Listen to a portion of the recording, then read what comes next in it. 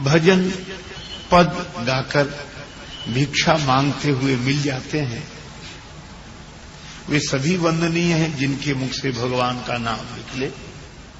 किंतु सूर घनेरे फिरे कन मांगत, पै पद सूर सो स्वाद कहाँ है। पै पद सूर सो स्वाद कहाँ है। करताल मंजीर बजावती हैं, अनेक माताएं करताल मंजीर बजाकर कीर्तन करती हैं, करताल मंजीर बजावती हैं, पर मीरा मतवारी सी याद कहाँ है। सिया राम कथा कितनों ने लिखी, तुलसी सरसी मर्याद कहाँ है। और नरसिंह बसे प्रति खंभन में, पर काढ़िवे को प्रहलाद कहाँ है। प्रेमी का हृदय चाहिए। श्री कृष्ण का दर्शन बहुतों ने किया होगा, पर एक भक्त ने कहा, देखन को घनश्याम की मूर्ति, चाहिए सूर की आंधेरी आंखें। सूरदास जी की दृष्टि चाहिए, भगवान को देखने के लिए भक्त की दृष्टि चाहिए। मैं उठाकर हृदय से लगा लिया, भक्त भगवान मिलकर एक हो गए। भाव की ऐसी महिमा कि भेद नहीं रहा, प्रेम की ऐसी महिमा,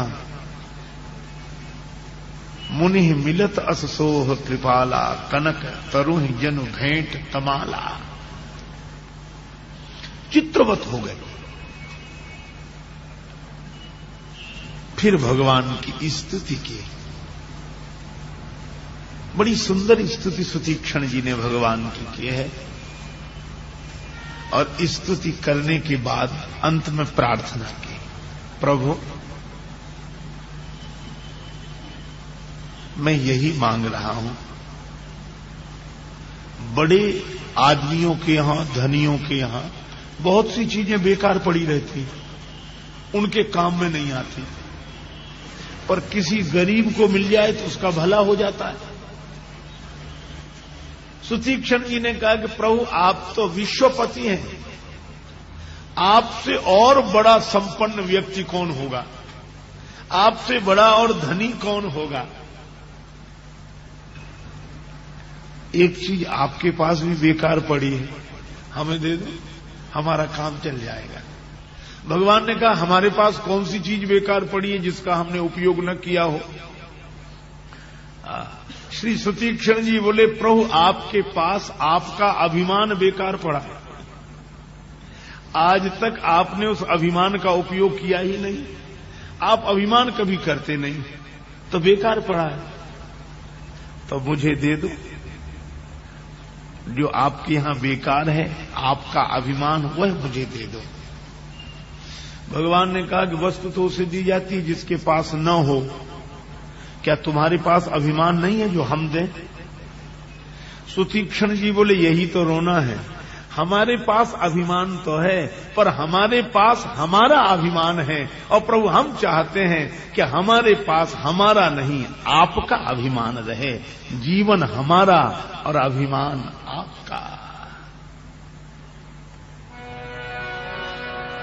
अस अभिमान जाए जनी भोरे, अस अभिमान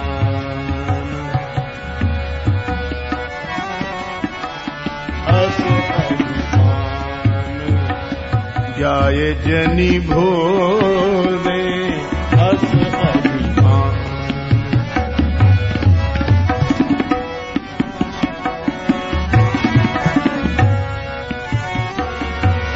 मैं सेवक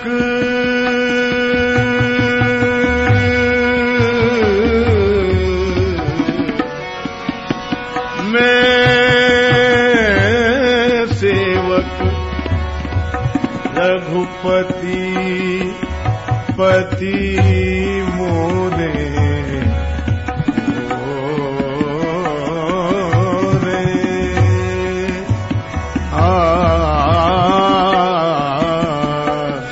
अस अभिमान जाए जनी भोरे, अस अभिमान।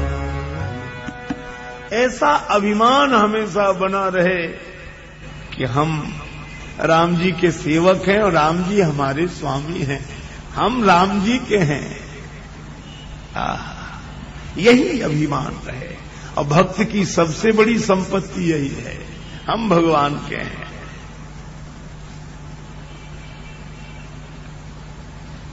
और इसीलिए भक्त अपनी मस्ती में रहते।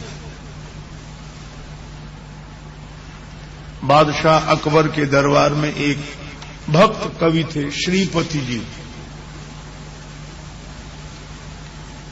भगवान के भक्त। बादशाह गुणग्राही था, उनका सम्मान करता था। पर चाटुकार कवि उनसे ईर्ष्या करते थे कि यह बादशाह की प्रशंसा भी अपनी कविता में नहीं करते हैं और बादशाह इनसे बहुत प्रसन्न रहता है। तो उन दिनों समस्या पूर्ति का युग था। कविता की अंतिम पंक्ति पहले प्रस्तुत कर दी जाती और शेष पंक्तियां पूरक होती उसके लिए। तो सभी कवियों ने चतुराई से एक पंक्ति रखी, करे मिली आस अकब्बर की। अब सबको अंत में कहना पड़े, करे मिली आस अकब्बर की। जब श्रीपति जी की बारी आई तो श्रीपति जी बोले, अब के गुनिया फुनिया न समान, बड़ी बांधत पाग अडंबर की। और राम को छाड़ी के आन भजे, जरी जावई जी है सो लब्बर की। शरणागत श्रीपति श्रीपति की, ओट गए बड़े जब्बर की। और जिनको प्रभु में विश्वास नहीं, सो करे मिली आस अकब्बर की। या तो भगवान से तुलसीदास जी कहते हैं, हम चाकर रघुवीर के पटो लिखो दरबार, तुलसी अब का होंगे नर के मन सबदार। हम तो नारायण की नौकरी कर रहे हैं। बादशाह अकबर का निमंत्रण विनम्रता पूर्वक पर स्वाभिमान के साथ तुलसीदास जी ने अस्वीकार कर दिया। भक्त अभिमानी नहीं होता, लेकिन भक्त से बड़ा कोई स्वाभिमानी नहीं होता। सचमुच किन किन संतों की बात सुनाओ। एक महात्मा हुए हैं श्री अग्रदास जी महाराज, बड़े सुंदर सुंदर उनके पद्य हैं। वे लिखते हैं,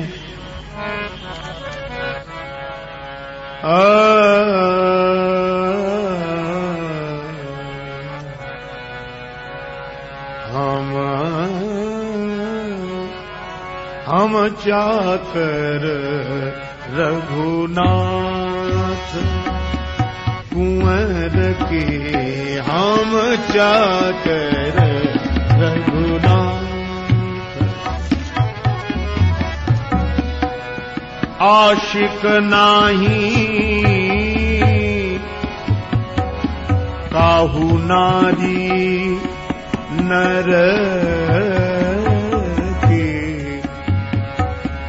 नर के चाकर रघुनाथ।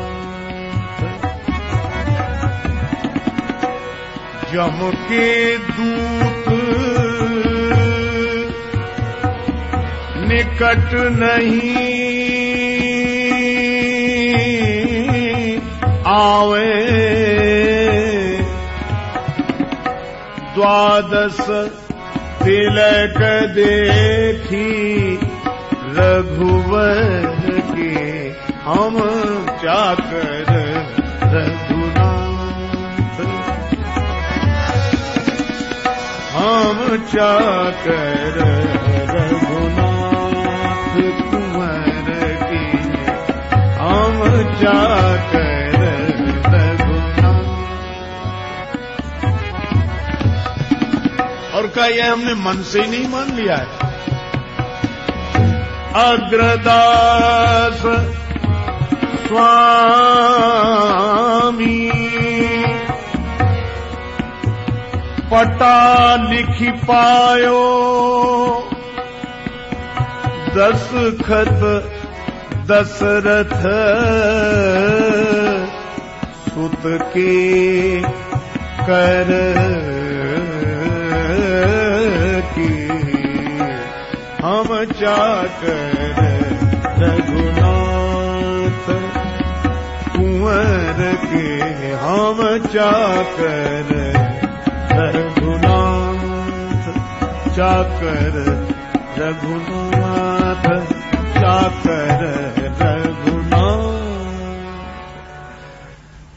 हम चाकर रघुनाथ कुंवर के, यह अभिमान। अच्छा एक बात और है, भगवान को छोड़कर अभिमान करें भी तो किसका? अच्छा किसी का अभिमान करके देख लो। अगर हम तन का अभिमान करें तो ये तन कीमती है मगर है विनाशी, कभी अगले क्षण के भरोसे न रहना। क्या अभिमान है इसका?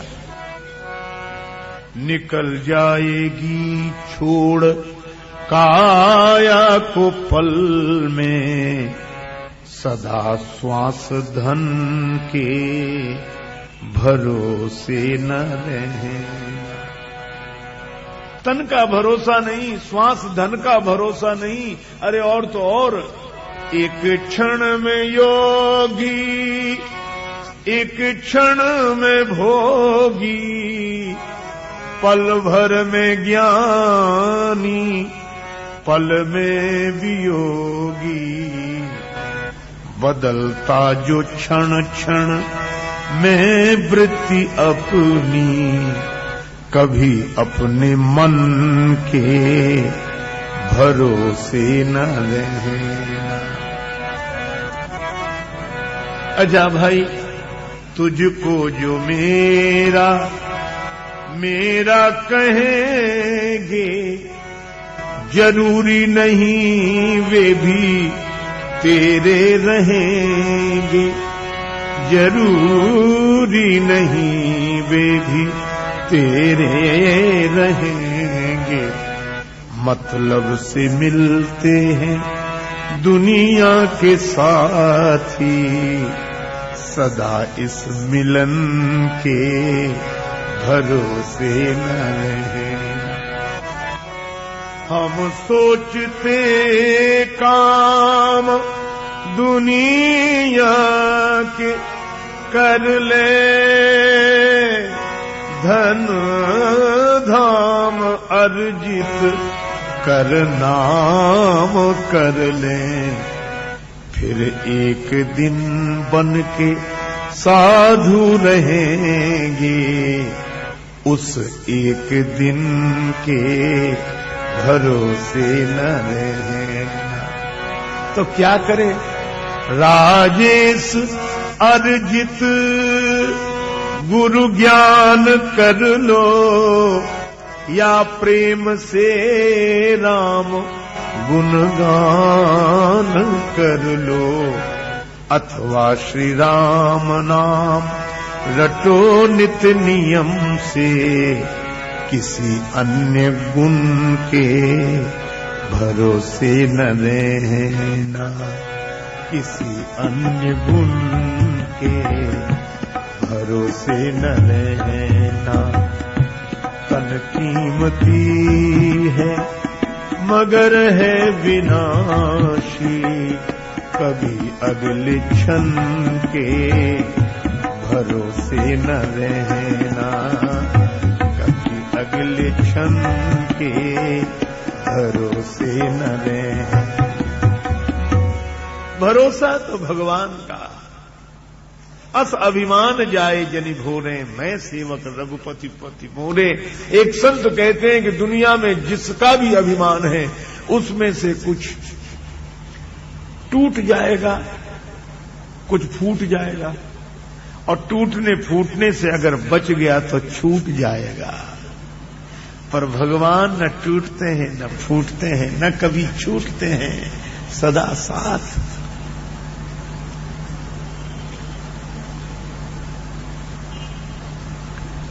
भक्तिमती मीराबाई भक्तों की बात बड़ी अनोखी है।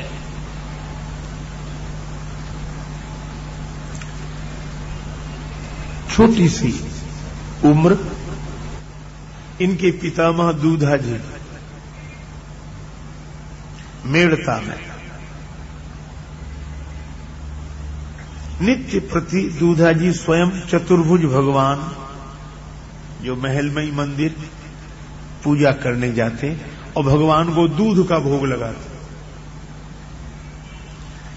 एक दिन अस्वस्थ हो गए तो बालिका मीरा से कहा कि बेटी तुम भगवान को भोग लगा दो। मीरा कटोरे में दूध लेकर गई, भगवान के सामने रख दिया। मीरा को तो लगा कि जैसे हम लोग दूध पीते हैं भगवान भी वैसे ही भोग लगाएंगे। मीरा के सरल हृदय में यह संस्कार नहीं है कि वो विधि अलग है नैवेद्य अर्पण करने की। मीरा ने तो सहजता से कहा कि भगवान स्वीकार कर लो। और मीरा के इस समर्पण भाव पर मैंने एक भजन सुना था, मुझे याद हो गया। बड़ा सुंदर भजन, आप लोगों ने भी कई बार सुना होगा। जिस तरह से मीरा मनुहार करती हैं भगवान से, राजस्थान के लोग अपनी बोली में उसको गाते हैं। थे तो आरोगोनी मदन गोपाल, कटोरो लाई दूध को भर्यो। थे तो आरोगोनी मदन गोपाल, कटोरो लाई दूध को भर्यो। थे तो आरोगोनी, हाँ जी थे तो आरोगोनी मदन गोपाल, कटोरो लाई दूध को भर्यो।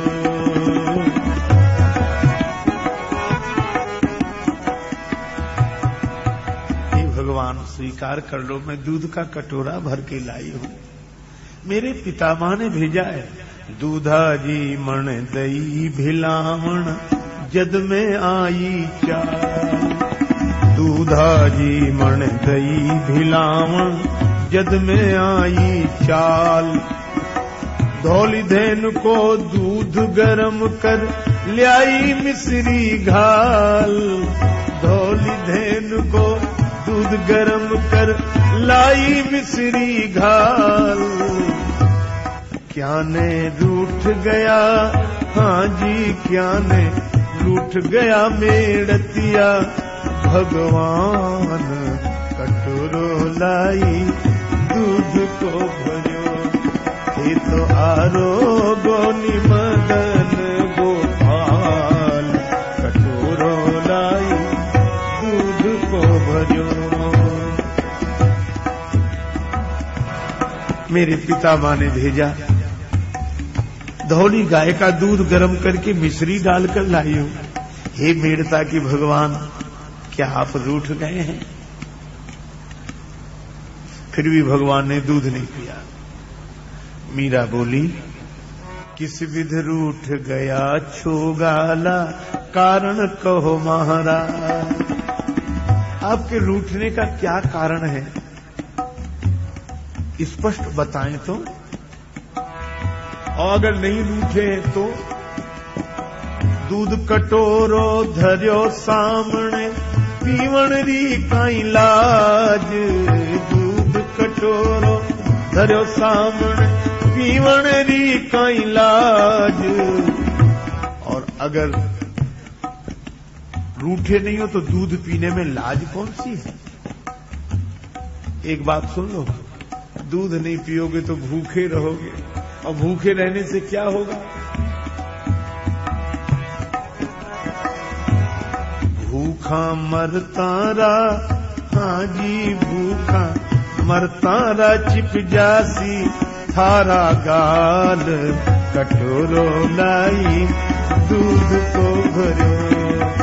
कमर तारा चिप जासी थारा गाल कटोरो लाई दूध को भरियो।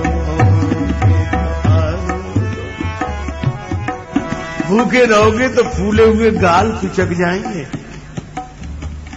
और भगवान इस सरल बात पर बड़े प्रसन्न हो गए। असल में भगवान का प्रसन्न होना कठिन नहीं है, आदमी का सरल होना कठिन है।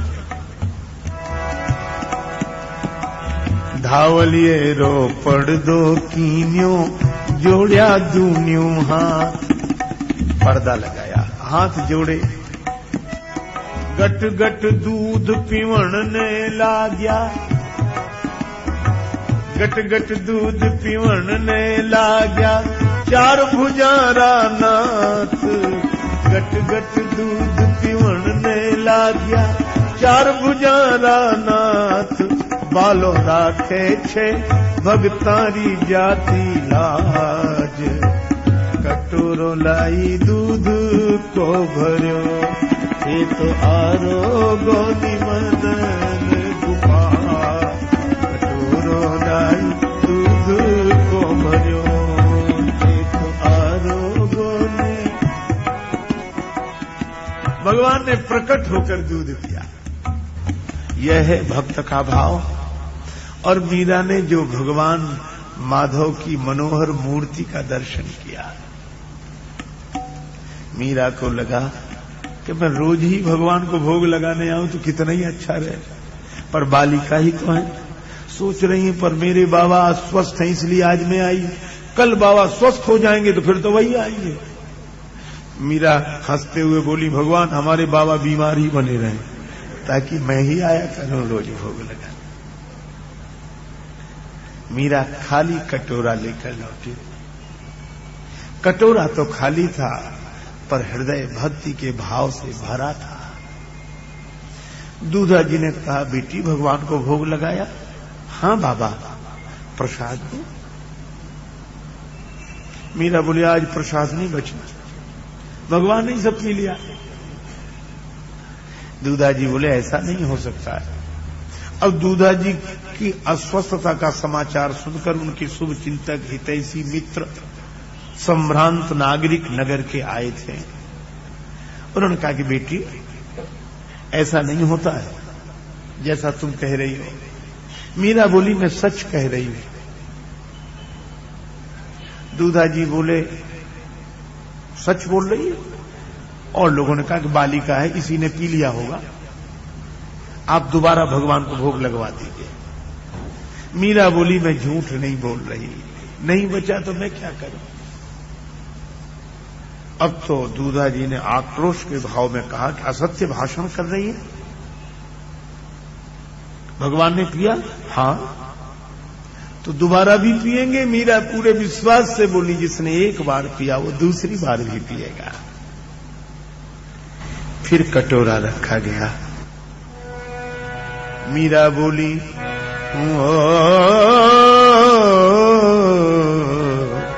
गिरधारी गोपाल, पीर तू ही यकीना ही हरे गो, ओ गिरधारी गोपाल।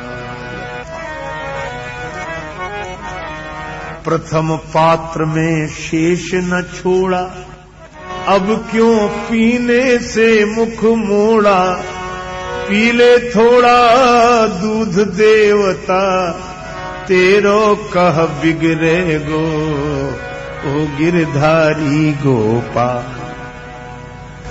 दूध कटोरो भर के आई, संत पितामह परिजन लाई, हे कनाई ये सब समाज, मेरो उपहास करेगो, ओ गिरधारी गोपाल।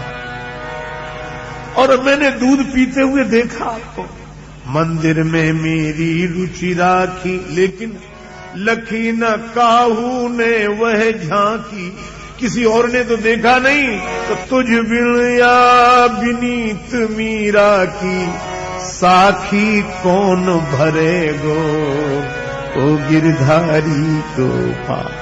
मीरा मूर्छित होकर गिर गई। सब लोग दृश्य देख रहे थे। हिले राजमहल, डुले खम्भ श्री मंदिर के, खुले दिव्य दर्शन को सभी के द्वारे हैं। कांप गए पंडित दंभ भाजे, हृदय को त्याग बाजे, एक साथ घड़ी शंख और नगारे हैं। दर्शक विनीत भव्य भाव में भुलाए गए, ऐसे अकुलाए गए पीत पटवारे हैं। एक ही नख पे गोवर्धन धार्यो जिन, उन चार भुज मीरा के प्रेम में पसारे हैं। दो भुज से पैसे भर्यो लीन्यो पात्र उठाए, और दो भुज से नंदलाल जू मीर ही रहे जगाए। पर किसी को यह दृश्य नहीं दिखा, पर दूध गायब। सबकी आंखों में आंसू आ गए। का देखे जग के जोगी भोगी ज्ञानी तपसी त्यागी, आज विधाता की सृष्टि में दूधा जी बड़ भागी। दूधा जी बोले कृष्ण भक्ति का भाव लिए उर आई मीराबाई, और इसने मेरी जन्म जन्म की पूजा सफल बनाई। दूधा जी बोले बेटी आज से तुम ही भगवान को भोग लगाने आया करो, तुम ही पूजा किया करो। भगवान को ऐसा पुजारी कहां मिलेगा। बस मीरा सदा भगवान के ध्यान में रहती। पड़ोस में किसी कन्या का विवाह, वह मीरा की सहेली। मीरा ने अपनी मां से पूछ दिया, मां इतने जन समूह के बीच में सजा संवरा युवक अश्व पर आसीन होकर जा रहा, यह कौन है? बेटी तेरी सहेली का विवाह है, यह उसका दूल्हा है। दूल्हा? बालिका ने सहजता से ही पूछ दिया, मां मेरा दूल्हा कौन है? तो मां कैसे समझाती, तो टालने के लिए कह दिया तेरे दूल्हा वही भगवान जिनके मंदिर में तू भोग लगाने जाती है, वही भगवान। दूसरे दिन तो मीरा विवाहित देवियों की तरह श्रृंगार करके बैठ गई। मीरा की मां ने कहा बेटी यह क्या हुआ? मां मेरा विवाह हो गया। कब हुआ? माई माने सुपुणा मां परण्या जी दीनानाथ, सपने में विवाह हो गया। मां बोली सपने में कहीं विवाह होता है?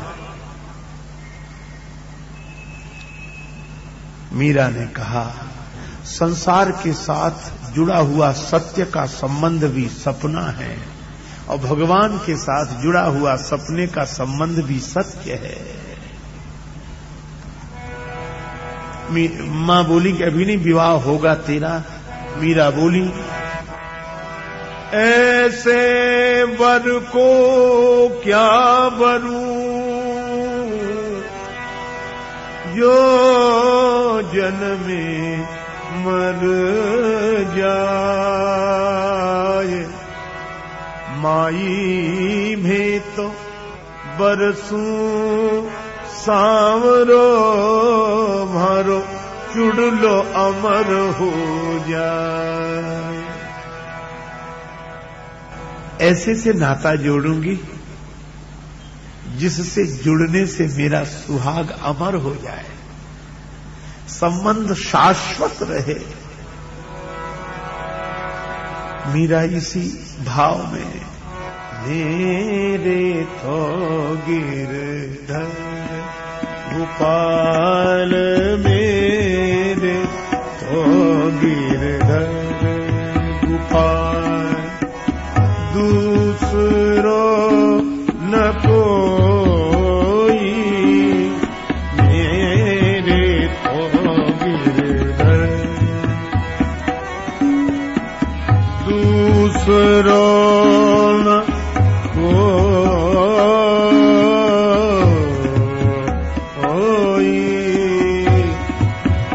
हे गिरधर गोपाल, मेरे तो गिरधर गोपाल, दूसरो न कोई, जाके सिर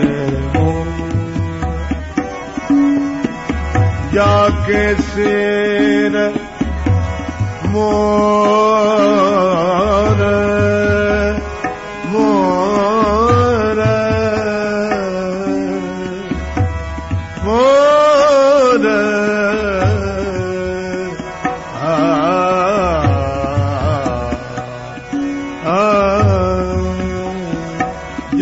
के सिर मोर मुकुट मेरो पति सोई मेरे तो गिरधर गोपाल मेरे तो गिरधर गोपाल मेरे तो गिरधर गोपाल दूसरो न कोई मेरे तो गिरधर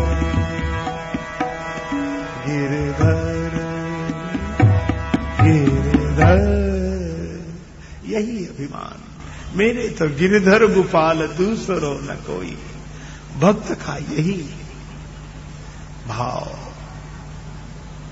राणो जी रूठे मारो काई करसी मैं तो गिरधर रागुण गास्या हे माए। राणो जी रूठे वारा देश कढ़ासी पर हरि रूठे कठे जास्या हे माए। यह भक्त का स्वाभिमान। इसीलिए सुतीक्षण जी भी कहते हैं कि भगवान आपका अभिमान मेरे जीवन में रहे। अस अभिमान जाए जनी हो रहे। भगवान बड़े प्रसन्न हुए, फिर से हृदय से लगा दिया। अब वरदान मांग लो। सुतीक्षण जी बोले मैंने आज तक नहीं मांगा, मैं जानते ही नहीं कि वरदान कैसा होता है। झूठा की सच्चा मुनि कहे मैं वर कबऊ न जांचा समुझ न पलई झूठ का सांचा। मैं नहीं जानता। भगवान ने कहा अविरल भगति विरति विज्ञाना, तुम्हें मेरी अविरल भक्ति प्राप्त हो, ज्ञान प्राप्त हो, गुण प्राप्त हो सब। क्योंकि सुतीक्षण जी ने जो कहा था कि आपको जो अच्छा लगे वह वरदान दे दो, भगवान ने दे दिया। सुतीक्षण जी बोले मिल गया वरदान? बोले हाँ ऐसे ही तो होता है। बोले प्रभु जो दीन सो वर में पावा अब सो देव मोहि जो भावा। आपने जो दिया वह वरदान तो मुझे मिल गया, लेकिन अब जो मुझे अच्छा लगे वह दे दीजिए। भगवान बोले आप तो कह रहे थे कि मैं वरदान के बारे में जानता ही नहीं हूं। बोले हाँ जानता तो नहीं था। बोले फिर कब जान गए? बोले आपने दिया तो हम समझ गए कैसे ही होता है वरदान। इसलिए अब भगवान मुस्कुराने लगे। भक्त भी बड़े चतुर होते हैं। अच्छा प्रभु एक बात है क्या? बोले आप ज्ञान दें वैराग्य दें सो सब ठीक है, लेकिन मुझे रुचि इसमें है अनुज जानकी सहित प्रभु। लक्ष्मण जी और श्री जानकी मैया के साथ हे राघवेंद्र आप हमारे हृदय में सदा निवास करें, निष्काम भाव से निवास करें। कभी सकाम होकर मत रहिए कि वह कामना पूरी न हो तो आप चले जाएं। बस ही सदा निह काम। और ऐसा कह के आंसू बरसाने लगे नेत्रों से सुतीक्षण जी। भगवान ने कहा ये वस्तु अच्छा सुतीक्षण जी अब हम चले? सुतीक्षण जी बोले कहां जा रहे हैं प्रभु? भगवान बोले अब हम जा रहे हैं मुनि अगस्त जी के पास। सुतीक्षण जी बोले वो तो मेरे गुरुदेव हैं। अच्छा तो क्या कहना क्या चाहते हो? यही बहुत दिन हो गए, बहुत दिवस गुरु दर्शन पाए, बहुत दिवस गुरु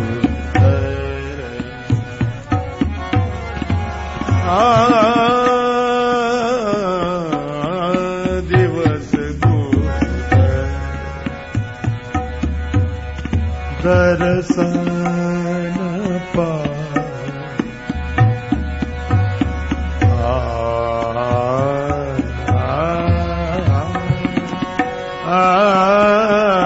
दिवस गुरु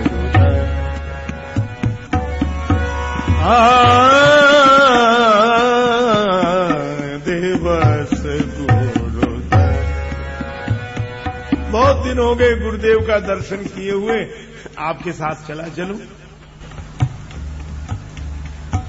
भगवान बोले चलो। सुतीक्षण जी भगवान के साथ चले। पंत कहत निज भगति अनूपा। सुतीक्षण जी बोले प्रभु आज मैं बड़ा प्रसन्न हूं, गुरु जी के पास जा रहा हूं। भगवान बोले एक बात समझ में आई, गुरु जी के पास बहुत दिन से नहीं गए, बहुत दिवस, क्या मन नहीं हुआ जाने का? सुतीक्षण जी बोले प्रभु अब क्या बताएं, उसकी भी कथा है, जाने का मन तो बहुत हुआ पर गुरु जी ने आने नहीं दिया आश्रम में। जब जाता तो भगा देते कि चला जाए। तो क्या बात क्या हो गई थी? संत परंपरा से कथा सुनने को मिलती है। सुतीक्षण जी बोले प्रभु हम गुरु जी की सेवा में रहे तो गुरु जी हमारे भगवान के भक्त श्री शालिग्राम भगवान का पूजन अपने हाथ से करते, उनको चंदन चढ़ाना, भोग लगाना, पूजा आरती करना। गुरुदेव बाहर जाने लगे अपने भगवान को लेकर। मैंने कहा कि गुरुदेव भगवान को यहीं रहने दीजिए, श्री ठाकुर जी की सेवा हम कर लेंगे, आपने सब बता दिया। गुरु जी बोले देखो अश्रद्धा और असावधानी नहीं होनी चाहिए। हाँ गुरुदेव। गुरु जी चले गए। सुतीक्षण जी बोले कि प्रभु मैंने पूरे भाव से शालिग्राम भगवान की पूजा की, जैसे गुरु जी करते थे उसी नेम से उनको स्नान कराया, चंदन लगाया, भोग लगाया, पूजा आरती सब। एक दिन बीता पर दूसरे दिन सवेरे की घटना, पूजा के बाद में बाहर निकला, बरसात का मौसम, बालक का मन, चारों तरफ पानी ही पानी। जामुन के वृक्ष दिखाई दिए जिसमें जामुन के फल लगे थे।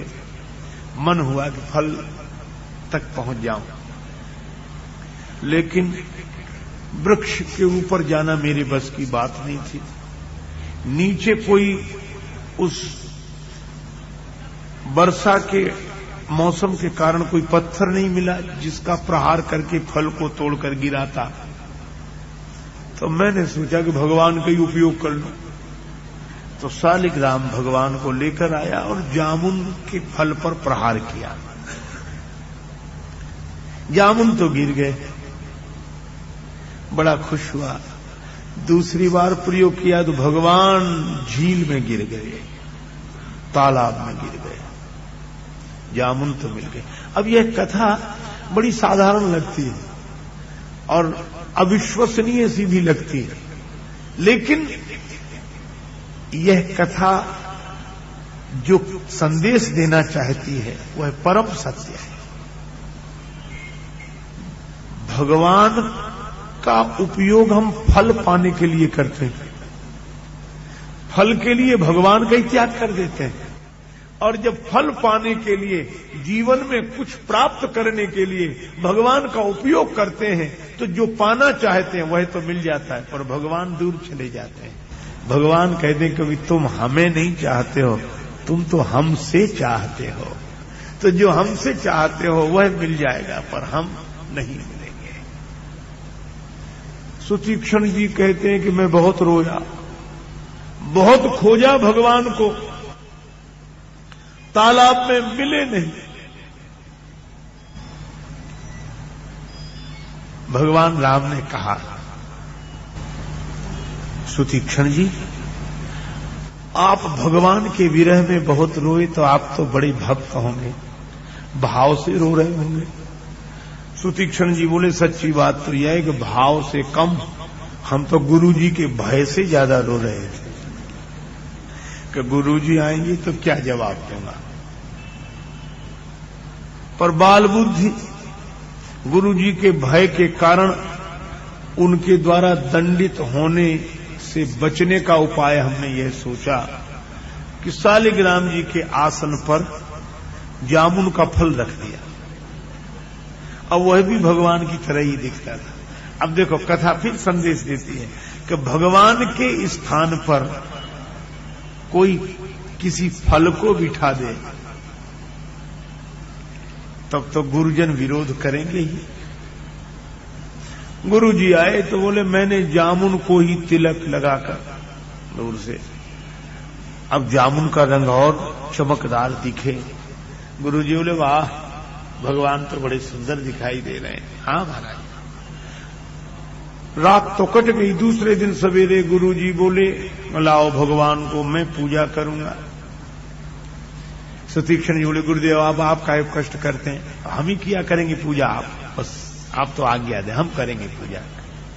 गुरुजी बोले भगवान की पूजा को कष्ट बता रहा, ले आ। लाना ही पड़ा। गुरुजी ने जो भगवान को उठाया तो हल्के लगे और जल छोड़ा, स्नान कराने लगे तो छिलका, वो तो जामुन थी, छिलका निकला। अब गुरुजी ने मेरी ओर क्रोध में भरकर देखा, मूर्ख यही भगवान है? तो बोले हमने भी अपने अपराध की क्षमा तो नहीं मांगी, धूर्ततावश कह दिया कि गुरुजी आप जब से गए तब से हमने इन भगवान की ऐसी पूजा की, पुनी पुनी चंदन पुनी पुनी पानी, बार बार स्नान कराएं और बार बार चंदन लगाएं। तो एक तो चंदन की शीतलता और बार बार स्नान, तो सालिग्राम पुनी पुनी चंदन पुनी पुनी पानी, तो सालिग्राम गल गए, हम का जाने, अब उसमें हम क्या करें, त्वचा उनकी कोमल है। और ये गुरुजी ने डंडा उठाया, भाग यहां से जा। मैंने बहुत क्षमा मांगी पर गुरुजी ने कहा लौटकर मत आना कभी, धूर्त। पूरी कहानी गुरुजी जान गए थे कि इसने भगवान को खो दिया है। मैंने कहा कि गुरुजी किसी तरह तो मुझे आश्रम में आने दो, तो गुरुजी ने मुझे भगाते हुए कहा कि कभी मेरे आश्रम में लौटकर ना आना, और अगर आए तो भगवान को लेकर ही आना, क्योंकि भगवान को खोकर जा रहा है, भगवान को लेकर आना। तो आज सुतीक्षण जी की आंखों में आंसू आ गए कि प्रभु मैं सालिग्राम भगवान को खोकर आया था, पर आज सीताराम भगवान को लेकर जा रहा हूं।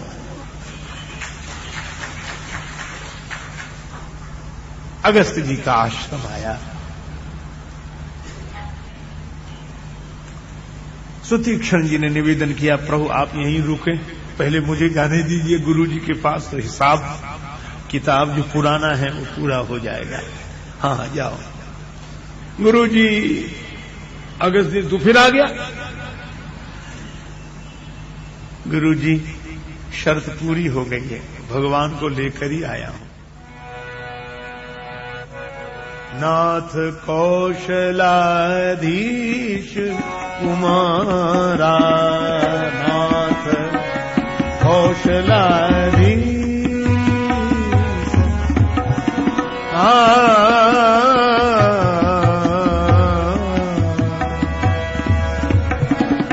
नाथ कौशलाधीश कुमारा,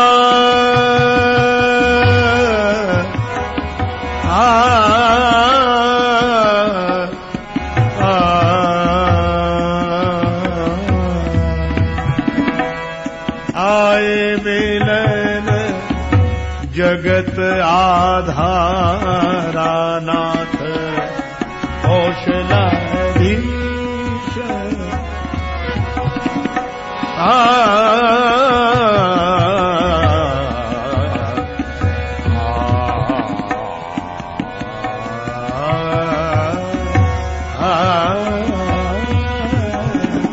नाथ कौशलाधीश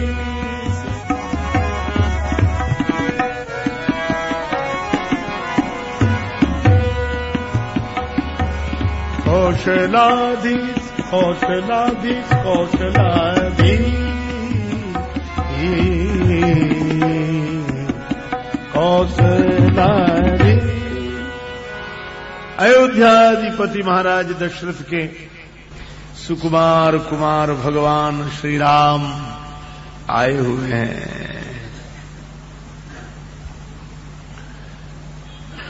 प्रसन्न हो गए गुरुदेव, बाहर आकर भगवान का दर्शन किया, नेत्रों में प्रेमाश्रु भर आया, रोमांचित हो गया गाल। राम जी ने गुरु जी के चरणों में प्रणाम किया, लक्ष्मण जी ने, जानकी मैया ने प्रणाम। भगवान ने राम जी को उठाकर हृदय से लगा लिया और गुरु अगस्त बोले कि आज एक अद्भुत घटना घट गई। अद्भुत घटना कौन सी? का अद्भुत घटना यह घटी, अब तक सुना था कि गुरु के कारण शिष्य को भगवान मिलते हैं, पर आज तो शिष्य के कारण गुरु को भगवान मिले हैं।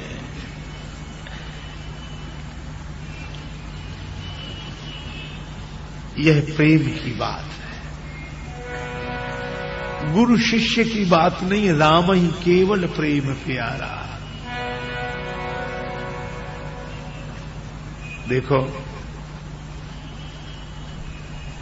गुरु अगस्त ने श्री राम जी का आतिथ्य स्वागत किया। राम जी ने कहा कि गुरुदेव उपाय बताएं, मैं किस तरह इन राक्षसों पर विजय प्राप्त कर सकूं। अब सो मंत्र देहु मुनि मोही, जई प्रकार मारो मुनि द्रोही। राक्षसों पर विजय प्राप्त कैसे कर सकूं, यह मंत्र आप दें। और कितना बढ़िया संकेत है कि अगस्त जी से राक्षसों को मारने का, मिटाने का उपाय भगवान पूछ रहे हैं। और राक्षसों को व्यक्ति के रूप में आप मत देखिए, इनको वृत्ति के रूप में देखिए। यह जो हमारी दुर्भावनाएं हैं, विकार हैं, यही राक्षस हैं। तुलसीदास जी ने कहा सदगुण सुरगण, ये सदगुण ही देवता है और दुर्गुण ही राक्षस है। तो भगवान दुर्गुणों को मिटाने का उपाय संत से पूछ रहे हैं, मानो हम लोगों को उपदेश दे रहे हैं कि अब अगर हम भी अपने जीवन में जीवन की बुराइयों को मिटाना चाहते हैं तो इसका उपाय संतों से पूछना चाहिए। और उन अगस्त जी से उपाय पूछा जो समुद्र का ही पान कर गए। और समुद्र संसार का रूप है, का संसार की जितनी व्यथा, जितनी समस्याएं, उन सबको हजम कर जाना, यह संतों का ही काम है। काट कूट खोद खाद धरती सहे, काट कूट बन राय, कुटिल वचन साधु सहे, सबसे सहा न जाए। एक कथा सुनने को मिलती है, दंडकारण्य में दो राक्षस बहुत उत्पात मचाए थे। एक का नाम आतापी, दूसरे का नाम बातापी।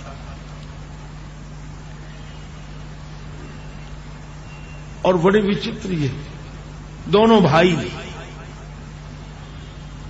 यह संतों को विचित्र ढंग से मिटाता। एक जाता तो किसी संत को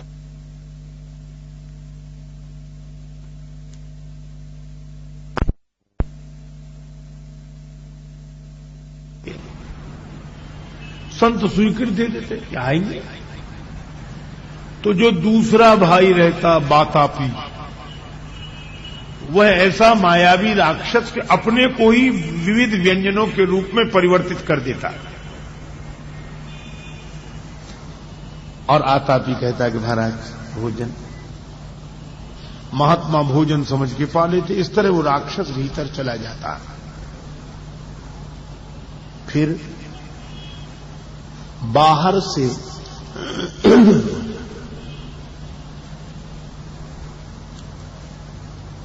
आतापी कहता महाराज भोजन हो गया? हाँ भैया तुम भी करो भोजन। महाराज भाई के बिना कैसे करो? तो कहां है तुम्हारा भाई? अभी बुलाता हूं।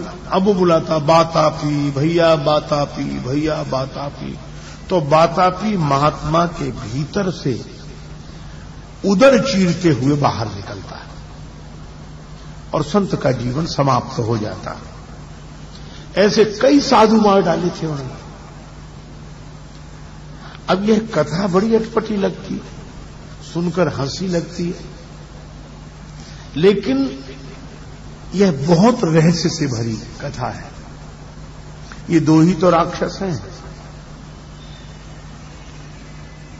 एक विषय जो बाहर रहता है और दूसरे उस विषय की वासना जो भीतर चली जाती है।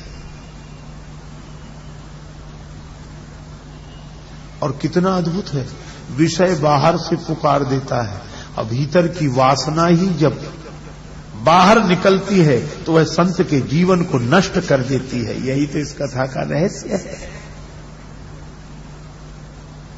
पर अगर कोई भीतर वासना को पचा सके तो बाहर के विषय उसका कुछ बिगाड़ नहीं सकते।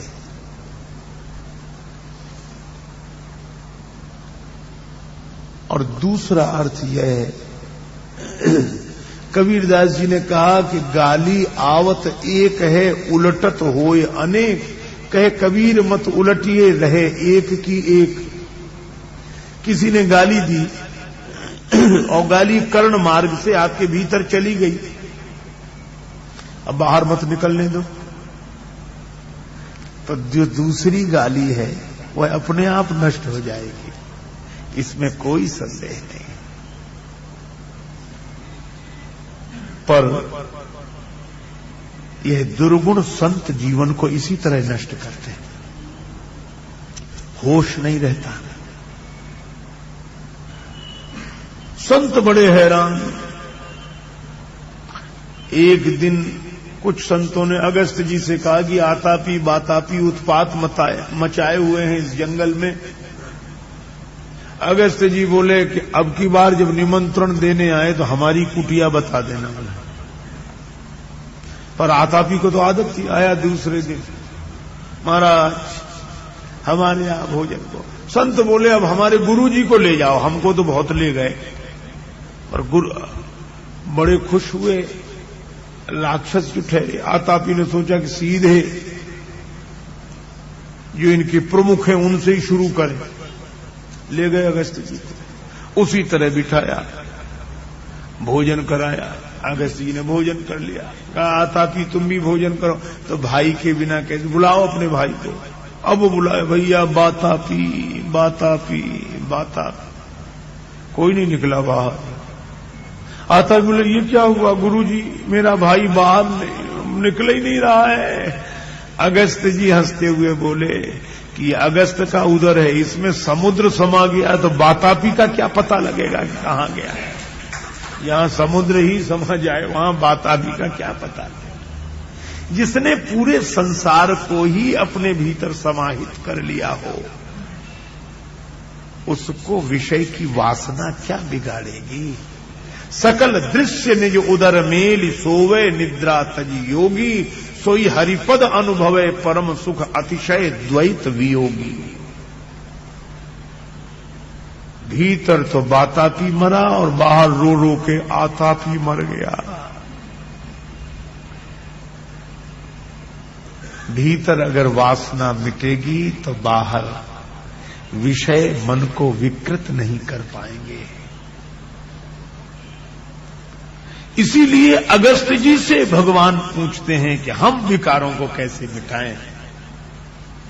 अगस्त जी ने कहा कि पहले तो एक काम करो,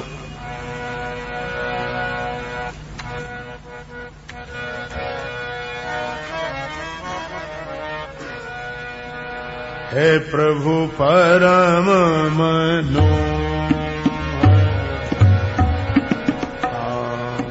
परम मनो ठाऊ परम मनो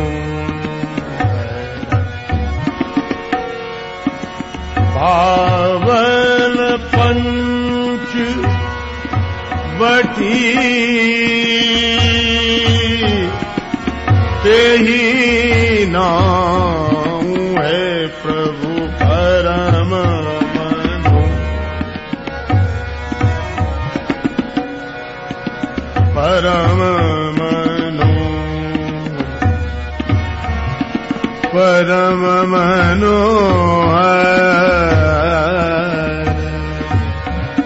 है प्रभु परम मनो पावन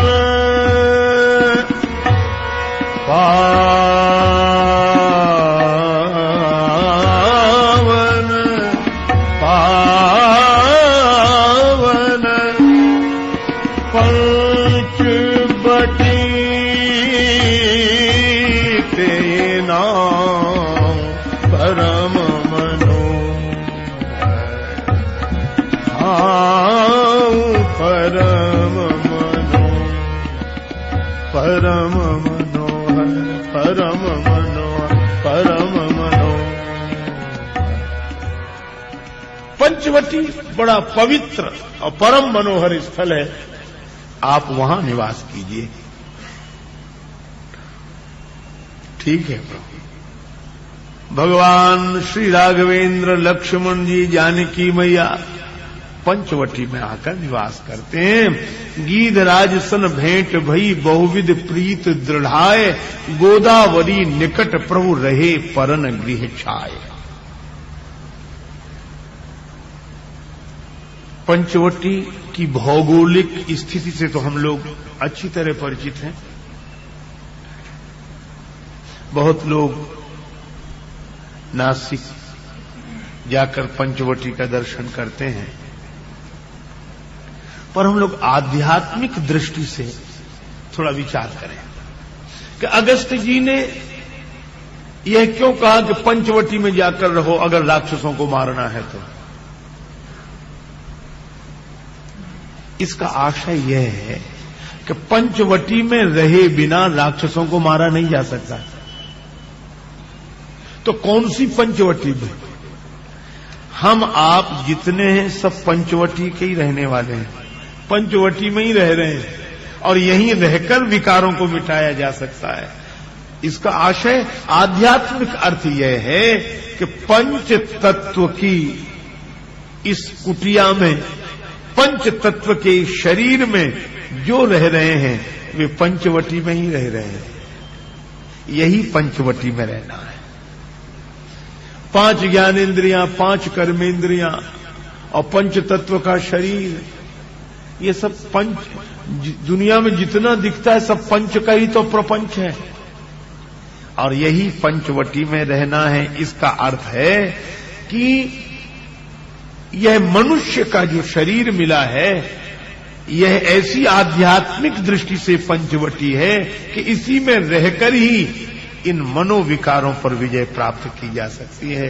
काम, क्रोध, मद, लोभ, मोह आदि पर विजय पाकर परमात्मा को पाने के लिए यह स्थान मिला है। यह पंचवटी। इस पंचवटी में जाकर रहें। है भूत पांचों का बना यह वस्त्र सुंदर आपका।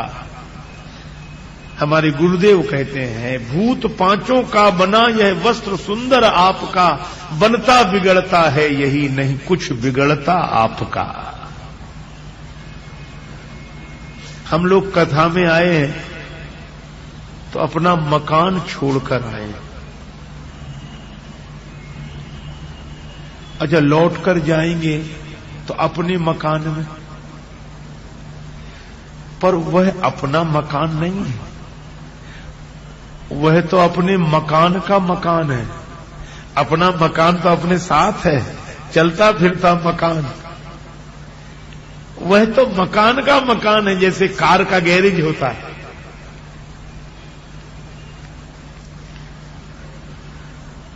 कई बार लोगों को लगता है कि हमें क्या दिया भगवान ने, और हम तो बहुत, भगवान ने तो वो दिया है कि जो और किसी को नहीं मिला, जो हम लोगों को मिला है। पहले ये मकान देखो कितना बढ़िया है। काया कुटिया निराली जमाने भर से, ये काया कुटिया निराली जमाने भर से, काया कुटिया निराली जमाने भर से, काया कुटिया निराली।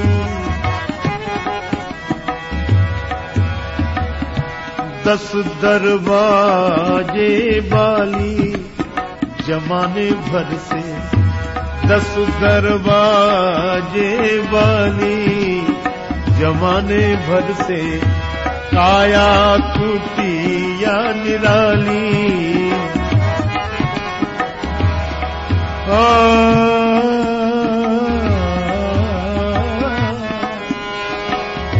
काया कुटिया निराली जमाने भर से, 10 दरवाजे वाली।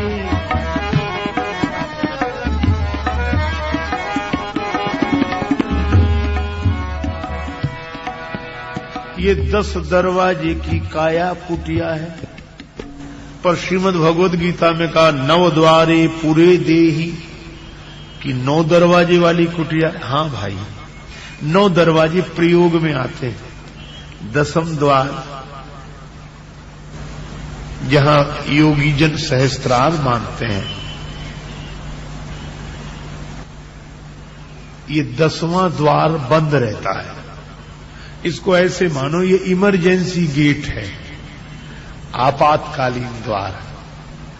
किसी विशेष परिस्थिति में किसी विशेष के लिए खुलता है, बाकी तो 9 द्वार में ही व्यवहार होता है।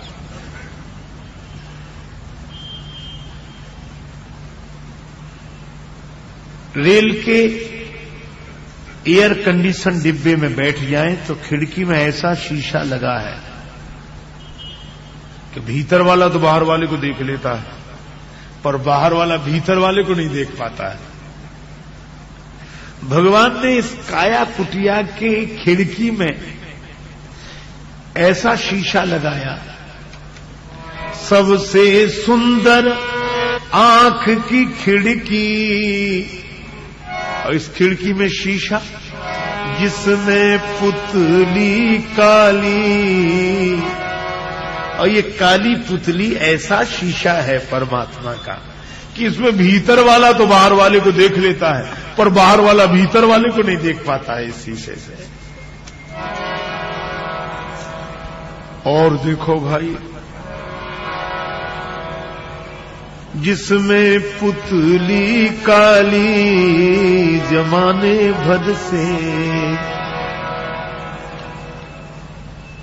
हमने देखा अब तो खैर और अधिक प्रगति हो गई। किसी संपन्न व्यक्ति के यहां मैं बैठा था, वे सज्जन मुझसे बात कर रहे थे, टेलीफोन पर घंटी बजी। हमने कहा सुन लीजिए सुनिए, तो कहा कि महाराज उठा लिया होगा, उधर उठा लिया होगा उन्होंने। हम कहा क्यों? बोले कनेक्शन एक ही है और घंटी एक साथ दोनों पर बजती है, चाहे यहां से सुन लो चाहे वहां से। भगवान ने भी कितनी बढ़िया व्यवस्था की इस मकान में। यहां भी 2-2 टेलीफोन है और घंटी दोनों पर एक साथ बजती है, चाहे इस कान से सुनो चाहे इस कान से, घंटी तो बराबर दोनों पर बजती है। सुनते श्रवण आप इतने बड़े वीआईपी हैं परमात्मा की दृष्टि में कि परमात्मा की पूरी व्यवस्था आपको सबसे अधिक महत्वपूर्ण मानती है। कैसे? वीआईपी को ऐसे ही भोजन नहीं करा दिया जाता है, कई जगह जांच होती है। आप ऐसे वीआईपी हैं कि आपके भोजन की भी जांच होती है। पहले तो हाथ छूकर देखता है कि गर्म है कि ठंडा, देने लायक है कि नहीं। और जब हाथ ने स्वीकृति दे दी कि हां दिया जा सकता है, तो दूसरी जगह चेकिंग होती, नासिका सूंघ कर देखती है कि ले जाने लायक है कि नहीं, तो यहां से भी कैंसिल। और तीसरा रसना स्वाद लेकर देखती है, नहीं वहां से भी वापस किया जा सकता है। 3-3 जगह जांच होती है, तब आपको भोजन दिया जाता है। फिर भी आपको लगता है कि हम कुछ नहीं, अरे आपसे ज्यादा मुख्य और कौन होगा। सुनते श्रवण नासिका सूंघे, और सवारी हमेशा तैयार है। पग चाल चले मतवानी जमाने भर से, काया कुटिया निराली जमाने भर से।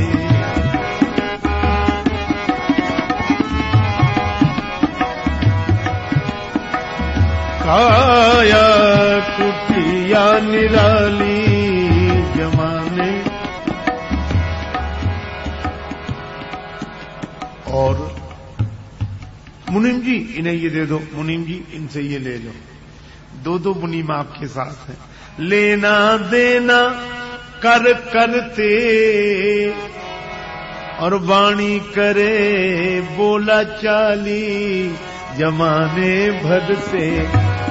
काया कुटिया निराली जमा। अरे आपको बोलना ही नहीं पड़ता, आपकी तरफ से वाणी बोलती रहती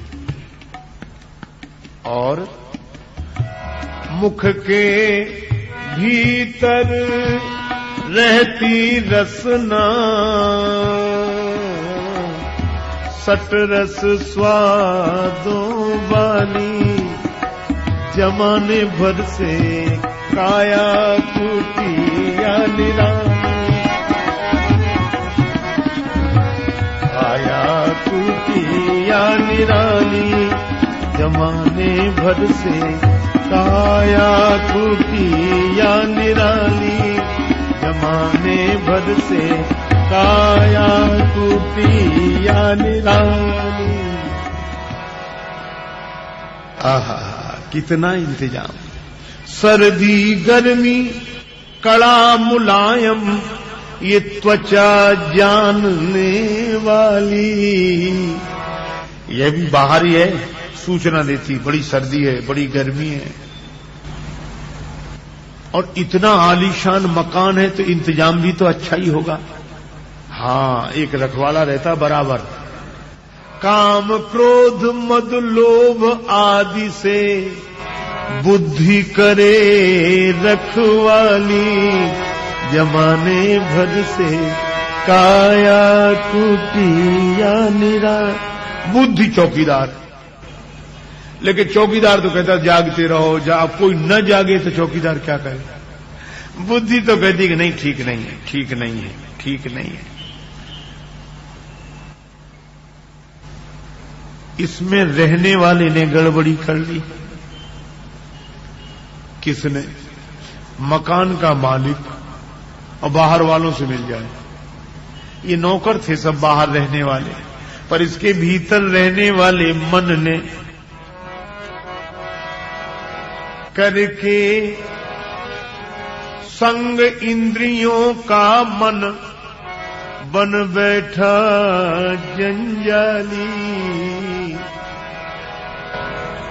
मन जंजाली हो गया। बुद्धि का यही रोना है कि हम क्या करें, इस मकान का मालिक तो बाहर निकल जाता। इसी को संत श्री कबीरदास जी ने बड़े सुंदर रूपक से प्रस्तुत किया। आपने सुना होगा,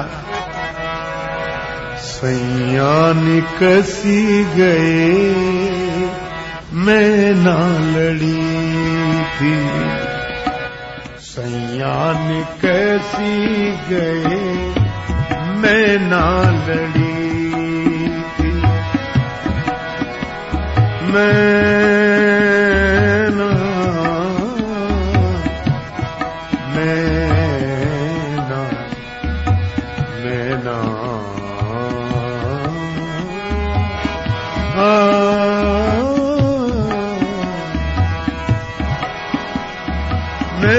ना लड़ी थी, सैया निकसी गए मैं ना लड़ी।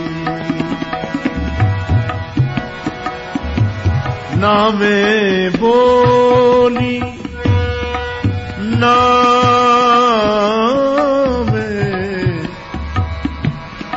मैं बोली ना मैं चाली, ओढ़े गुदड़िया में तो अकेली खड़ी थी राम, सैया निकसी गए मैं ना लड़ी थी, सैया निकसी गए मैं ना लड़ी।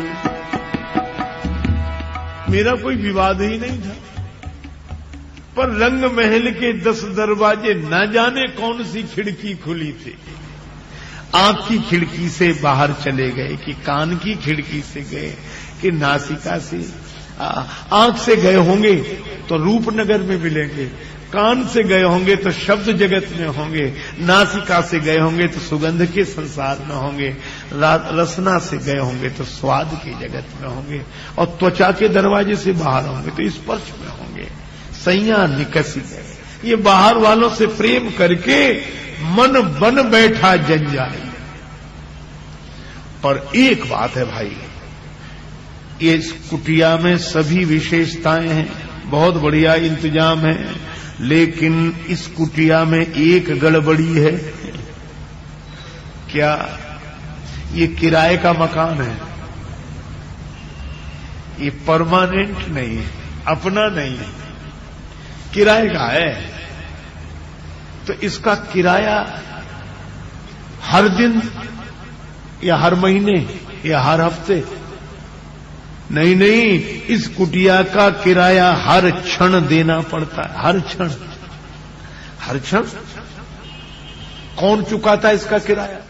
इस कुटिया का नित्य किराया श्वास चुकाने वाली, जमाने भर से श्वास चुकाने वाली,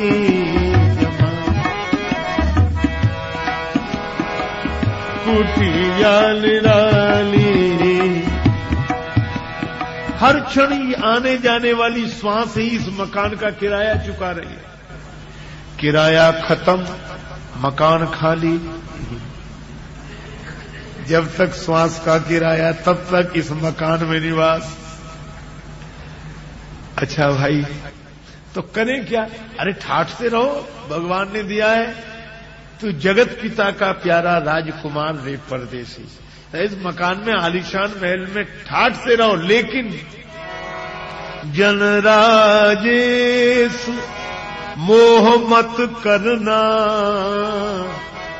क्योंकि करना पड़ेगी ये खाली, जमाने भर से काया कुटिया निराली।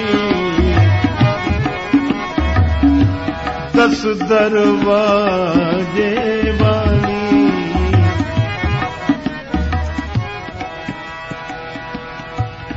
श्रीमद् भगवद गीता में एक शब्द है, संगात संजायते कामा। संग, संग माने आसक्ति। इसका नाम ही आसक्ति, कभी भी आ सकती है, कैसे भी आ सकती है। एक संत कह रहे थे, बोले जा नहीं सकती, आ तो सकती है, बड़ी मुश्किल से जाती है। तो संग से बचने के लिए क्या करें? तो कहा संग से बचने के लिए सत्संग करें, और यही राम कथा भवसागर से पार ले जाने वाली है।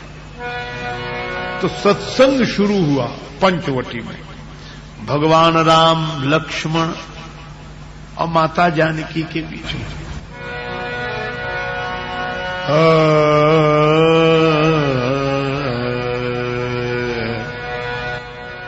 एक बार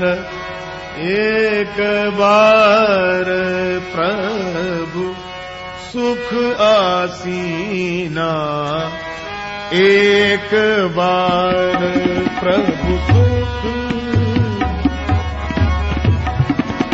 एक बार प्रभु सुख आसीना,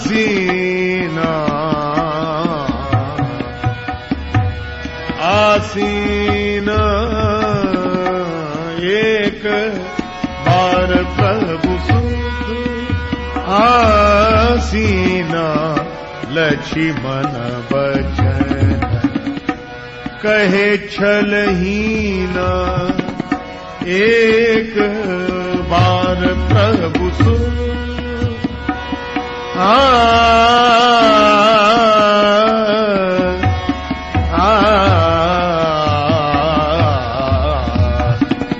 एक बार प्रभु सुख आसीना, लक्ष्मण बचन कहे छलहीना, एक बार प्रभु,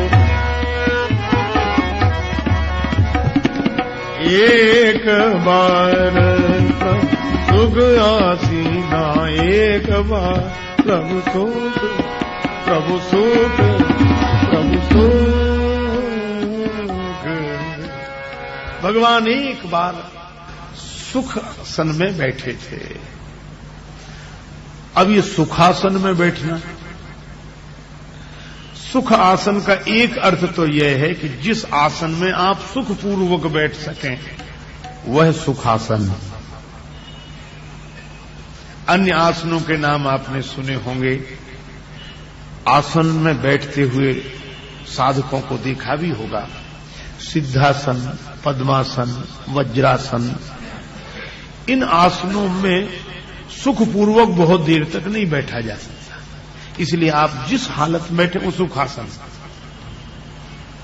पर भगवान सुखासन में बैठे, इसका आशय कुछ और लगता है।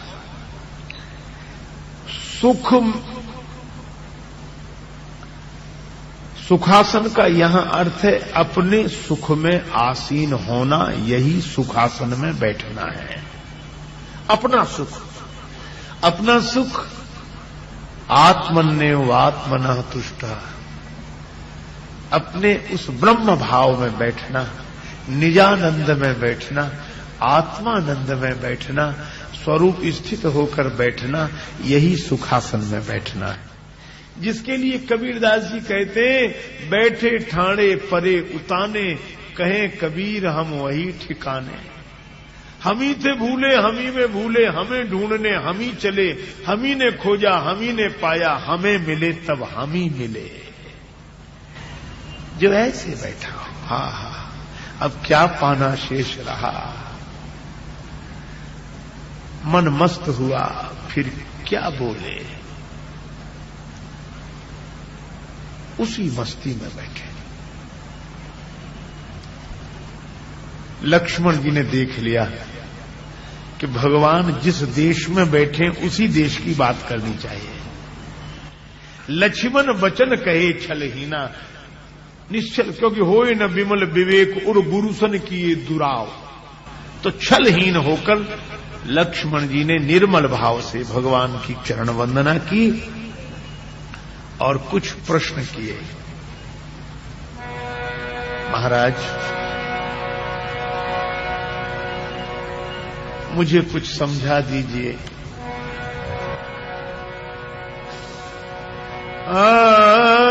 मोहि समुझाई कहु सोई देवा,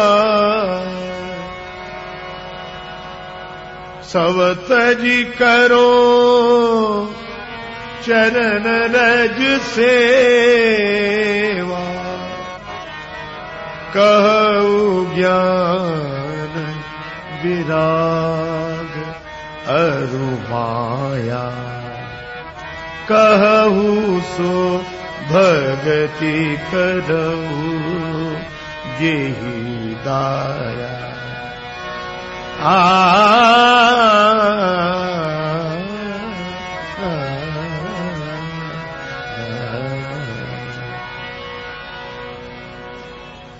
आप सत्संग की भावना से मैं कह रहा हूं, ऐसा उपदेश करें। अच्छा, तो क्यों सुनना चाहते हो? एक संत सुनाते थे कि एक बार किसी गांव की घटना है, पास में ही छोटा सा स्टेशन था, तो वृद्धा खड़ी हुई रेल पटरी के पास।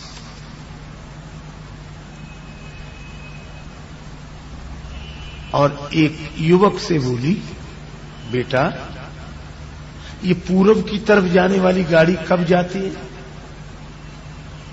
माताजी शाम को 4 बजे।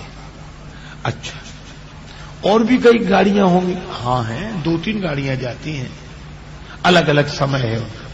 अच्छा बेटा, ये पश्चिम की तरफ जाने वाली गाड़ी कब जाती है? चौंका के कोई पूरब की तरफ की गाड़ी पूछती, कोई पश्चिम। बोले उधर भी 3-4 गाड़ियां जाती है, ये तो जाती रहती है। लेकिन माताजी आप सब गाड़ियों के बारे में पूछ रही, आपको जाना कहाँ है? स्टेशन तो पास में ही है, तो उस हिसाब से मैं बताऊं ताकि पहुंच जाए, टिकट खरीदे बैठे चले जाएं। बुढ़िया बोली, अरे बेटा जाना तो कहीं नहीं है, फिर गाड़ियों के बारे में क्यों पूछ रही? बोले मुझे तो लाइन पार करनी है ताकि कोई गाड़ी ना आती हो, इसलिए पूछ रहे। तो वो गाड़ियों के बारे में केवल इसलिए पूछ रही थी कि उसे लाइन पार करना था, आना जाना कहीं नहीं था। हम लोगों की भी वही दशा है। एक महात्मा से एक सज्जन ने कहा महाराज कुछ सत्संग सुना दीजिए। महात्मा बोले जरूर सुनाएंगे, पर क्यों सुनना चाहते हो? बोले बैठे बैठे क्या करेंगे, टाइम पास हो जाएगा समय। अरे भाई टाइम पास हो जाएगा नहीं, यह सोचो कि कितना टाइम पास हो चुका है। लक्ष्मण जी कहते हैं कि मैं इसलिए सुनना चाहता हूं ताकि सब तज करूं चरण रज सेवा, ताकि भगवान आपकी भक्ति हो सके, आपके चरणों से मन जुड़ सके, इसलिए सत्संग, इसलिए कथा। बड़ा अद्भुत प्रसंग है। लक्ष्मण जी कहते हैं कि प्रभु मुझे समझाकर कहिए, पर भगवान बोले समझाऊंगा नहीं। क्यों? समझाने के लिए समय चाहिए। हम लोगों ने एक शब्द सुना होगा कि उनको समझा बुझा दो, समझा दो बुझा दो, जबकि दोनों शब्द अलग अलग हैं।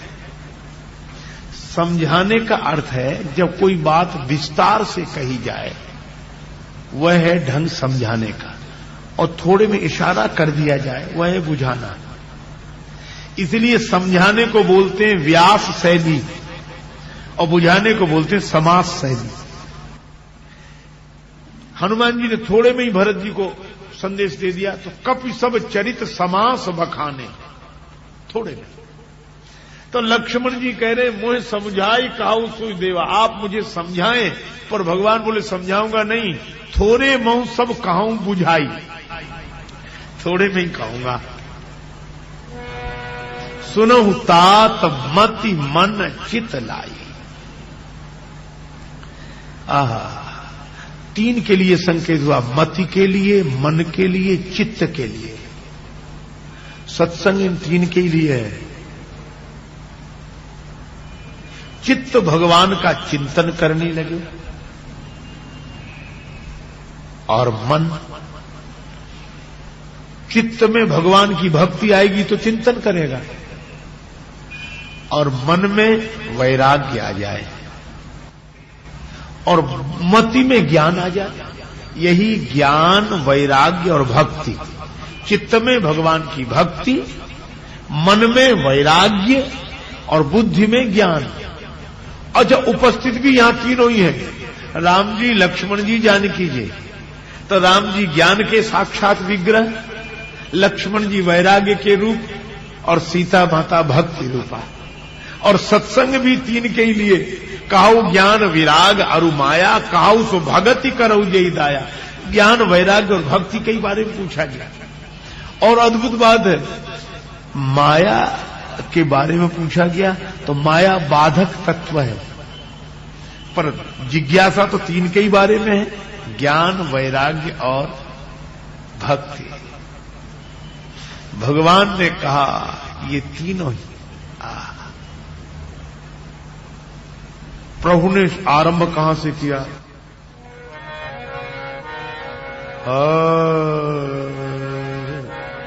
मैं अरु मोर तोर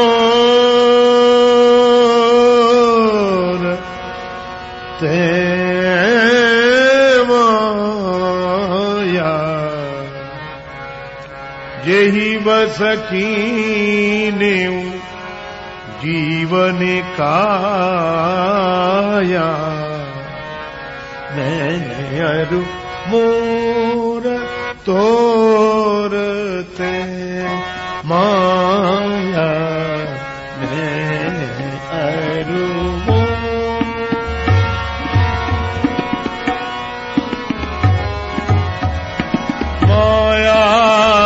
माया, मैं अरु तोर ते माया, मैं अरु मोर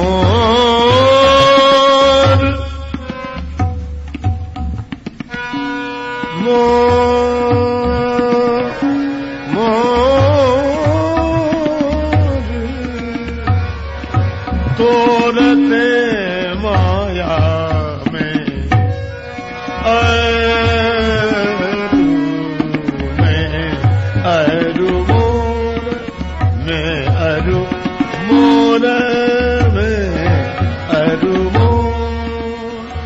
मैं मेरा तुम तुम्हारा यह माया है। ये माया के बारे में भगवान ने पहले ही बताया। लक्ष्मण जी कह रहे थे पहले ज्ञान के बारे में बताओ, और भगवान ने माया के बारे में बताया। बड़ा सुंदर संकेत है।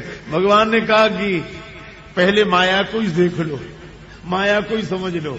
क्यों? बोले अगर ज्ञान पहले आ गया तो फिर माया दिखाई कहां पड़ेगी, इसलिए पहले माया।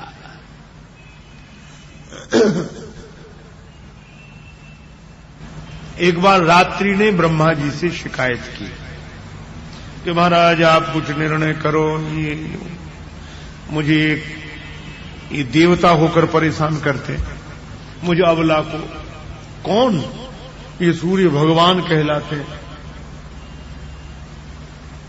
इनके बारे में दिन रात परेशान रहते। ये आए, मैं गई। ब्रह्मा जी बोले मैं सूर्य जी भगवान को समझाऊंगा कैसा नहीं करना चाहिए, किसी अबला के साथ इस तरह छेड़छाड़ या अत्याचार है। ठीक है। दूसरे दिन ब्रह्मा जी ने सूर्य भगवान से कहा कि आप क्यों छेड़ते हो उस रात को, बेचारी परेशान रहती है। सूर्य भगवान बोले मैंने तो उसे आज तक देखा ही नहीं है, अगर मुझ पर छेड़ने का उसने आरोप लगाया तो हमारे सामने बुलाओ। ब्रह्मा जी ने कहा कि आओ। रात्रि बोली यही तो मुसीबत है, इनके सामने मैं आ ही नहीं सकती। तो जैसे सूर्य के आगे रात्रि नहीं आ सकती, इसी तरह जहां ज्ञान है वहां माया का अंधकार आ नहीं सकता, जहां ज्ञान के सूर्य का प्रकाश है। इसलिए मैं और मोर तोरते माया। कहा कि लोग कहते हैं जितना मेरा है सब माया है, ये तुम्हारा ये माया है। पर तुलसीदास जी बहुत सजग हैं, वो कहते हैं मेरे ही नहीं, ये मैं भी माया है। मैं माया माने न झूठ न सच, मिथ्या। इसी को भगवान शंकराचार्य ने अनिर्वचनीय कहा है। मृगजल, सूर्य की किरणें बालू पर पड़ी, जल की भ्रांति होती है। वो जल झूठा नहीं है, अगर झूठा है तो दिख क्यों रहा है, और अगर सच्चा है तो पहुंचने पर मिलता क्यों नहीं है। तो न झूठा है न सच्चा है, मिथ्या है। इसी तरह यह माया है। ये मैं न सच्चा है न झूठा है, माया है। ये मैं भी दो है, सच्चा मैं और कच्चा मैं। जो सच्चा मैं है वही ब्रह्म है, और जो कच्चा मैं है वही माया है। तो अब ऐसे नहीं लगता कि हम भी क्या दो हैं? हाँ, कैसे? कि जैसे हम सपना देखते हैं तो उस समय दो हैं। एक तो सपने को देखने वाला जो चारपाई पर सो रहा है, और दूसरा सपने में दिखने वाला जो सब कुछ करते हुए दिखाई दे रहा है। अच्छा, अब एक बात सोचना, जो सपना देख रहा है वह सच्चा मैं है, और जो सपने में दिख रहा है वह कच्चा मैं है। भगवान शंकर कहते हैं सत हरि भजन जगत सब सपना। तो इस सपने में भी जो आते जाते उठते बैठते खाते पीते जन्म मरण वर्ण आश्रम का अभिमान लेकर डोलता हुआ दिखाई दे रहा है, यह कच्चा मैं है। पर इस दिखने वाले को जो देखने वाला है वह सच्चा मैं है।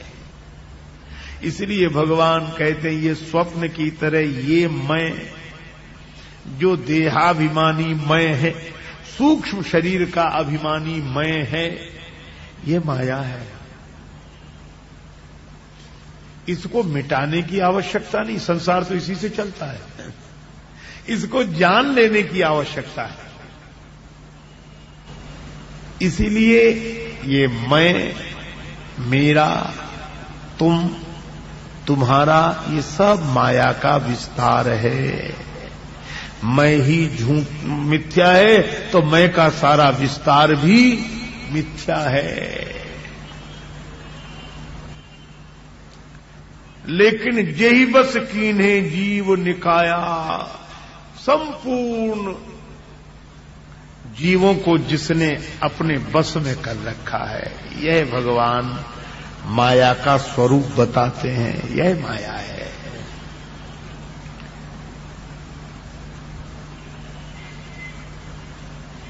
महाराज जनक की कथा आती है।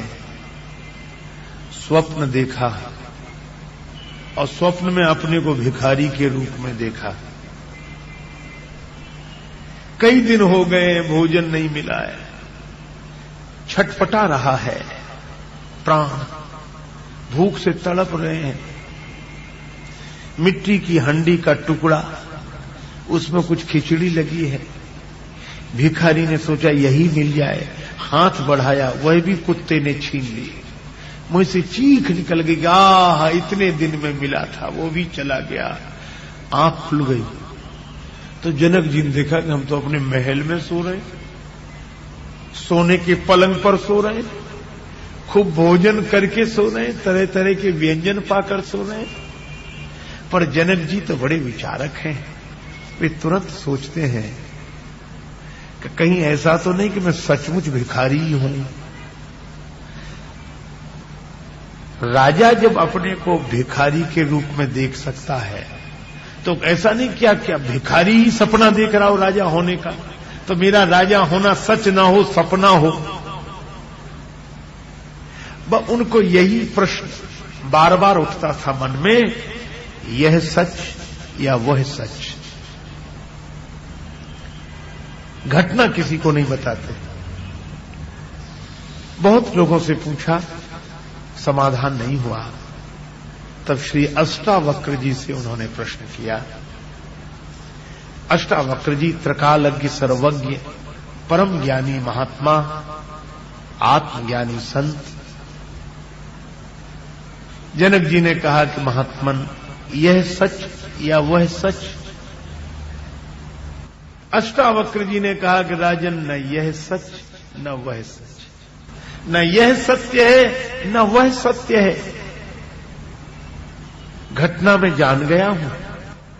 तुम यही पूछना चाहते हो कि भिखारी होना सच है कि राजा होना सच है। और मैं यह कह रहा हूं कि न राजा होना सच है न भिखारी होना सच है।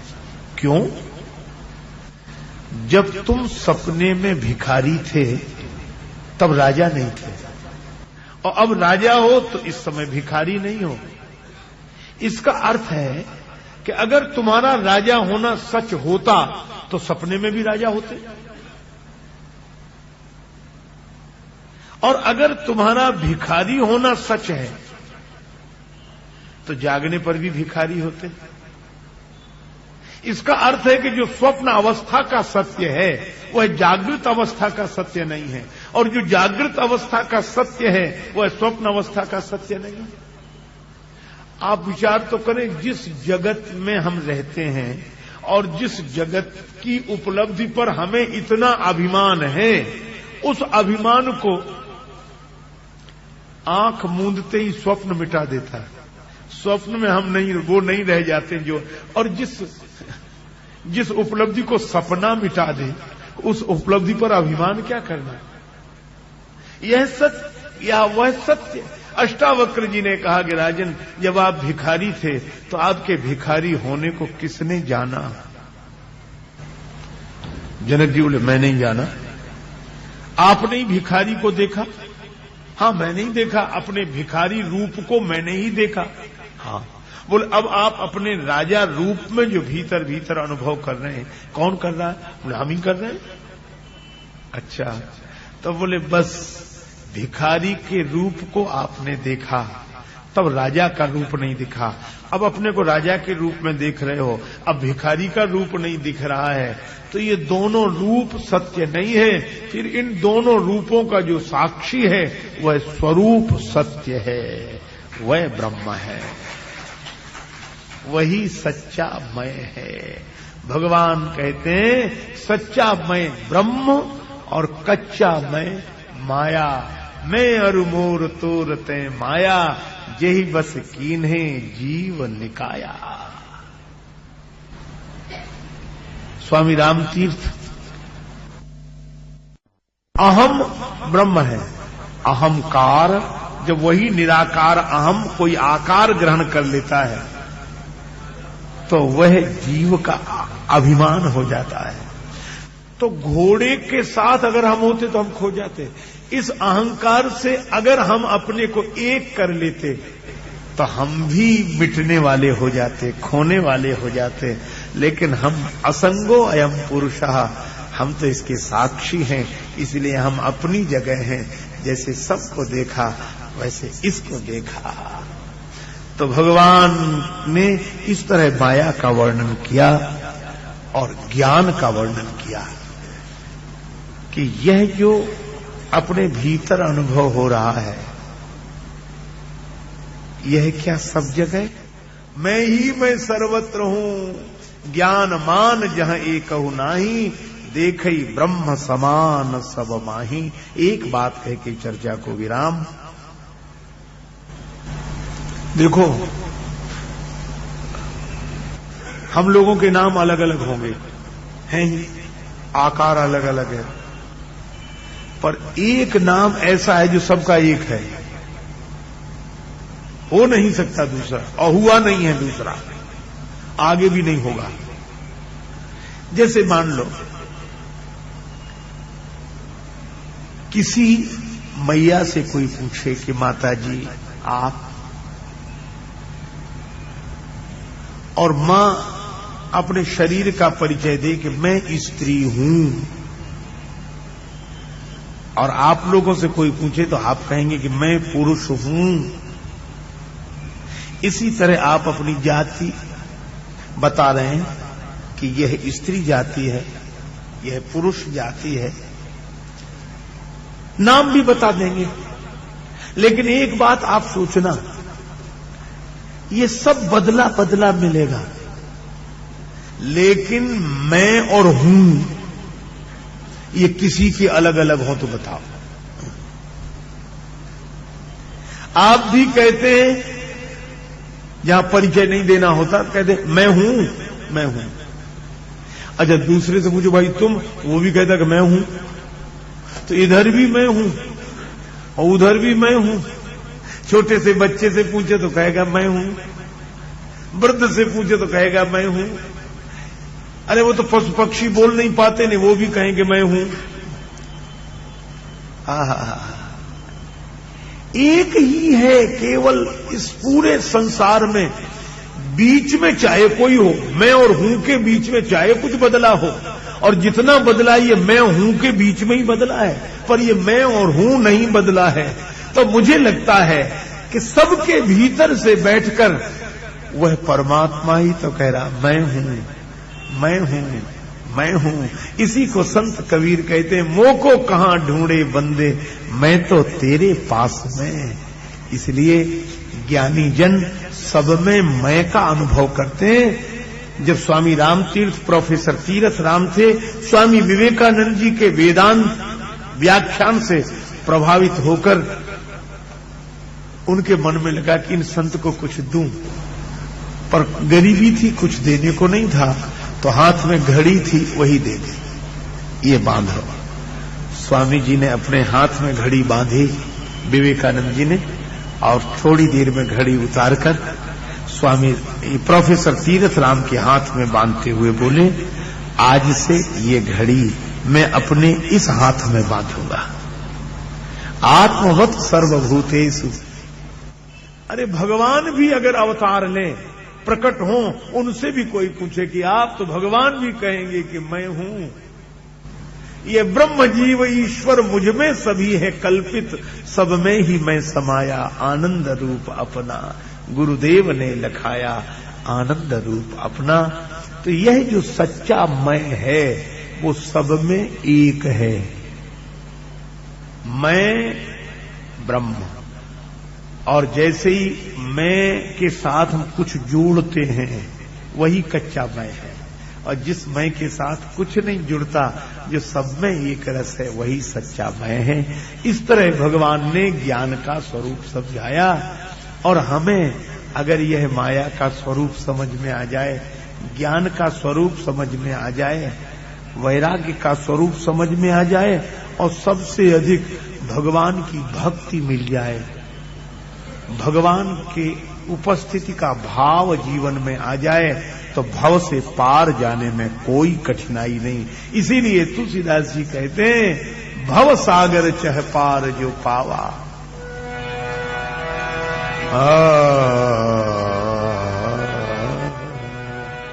भव सागर चह पार जो पावा, भव सागर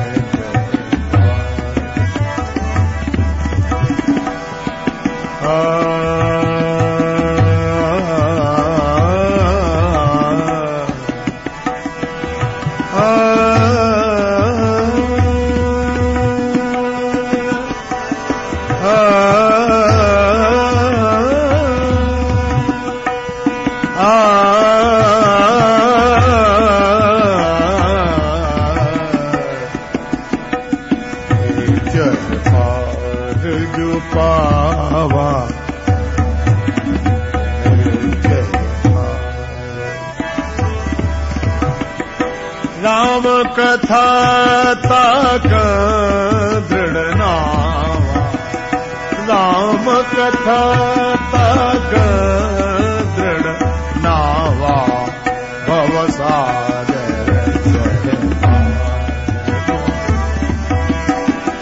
राम कथा ताक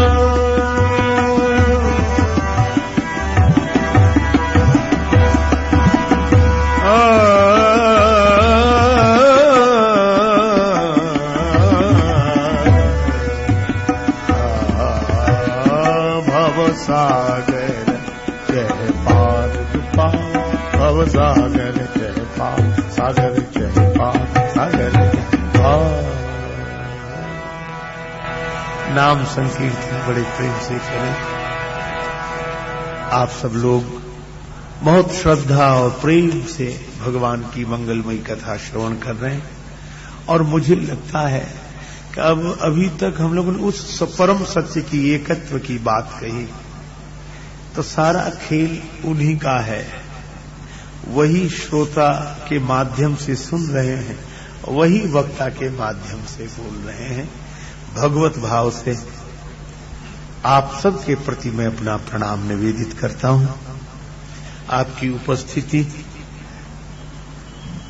भक्त समूह की उपस्थिति तो सहज ही आनंदित करती है मन को, पर आप सबकी उपस्थिति के प्रति कृतज्ञता भाव ज्ञापित करते हुए मैं अपनी प्रसन्नता की भावाभिव्यक्ति भी करता हूं कि आज हम सभी के बीच में हमारे परम स्नेही, परम आत्मीय, जो भगवान की भक्ति के गीत गाते हुए भजन के पर्याय हो गए, भजन स्वरूप हो गए, जिनको हम लोग भजन सम्राट के नाम से जानते हैं, हमारे आदरणीय श्री पुरुषोत्तम जी की उपस्थिति मुझे बहुत आनंदित करती है, और यह उनका स्नेह है कि वे उपस्थित होते हैं और स्वयं इतने बड़े संगीतज्ञ होकर, भक्त होकर भगवान की कथा पूरे भाव से, निरभिमान भाव से श्रवण करते हैं। मुझे उनसे मिलकर बहुत आत्मीय सुख मिलता है, और उसी सुख की अभिव्यक्ति मैंने वाणी के माध्यम से की है। नाम संकीर्तन बड़े प्रेम से करें।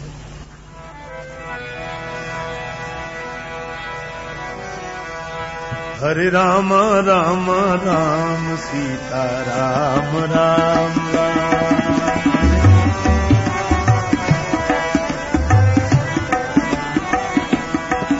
हरे राम राम राम सीता राम राम राम। हरे राम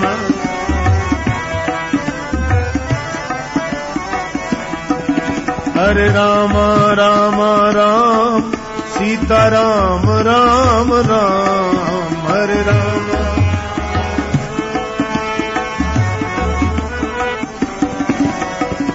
राम राम राम सीता राम राम राम।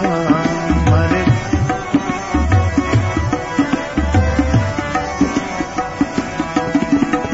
बड़ी मधुर ध्वनि है यह भगवान नाम की। विश्व वंदनीय परम श्रद्धेय राष्ट्र संत श्री मुरारी बापू जी इसी ध्वनि में नाम संकीर्तन करते हैं। बहुत भाव विभोर कर देने वाली यह ध्वनि, हृदय स्पर्शी ध्वनि है। राम राम राम सीता राम राम राम। हरे राम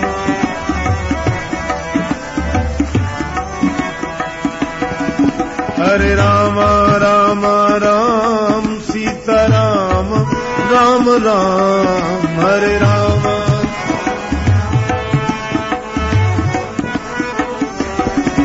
हरे राम राम राम सीता राम राम राम। हरे राम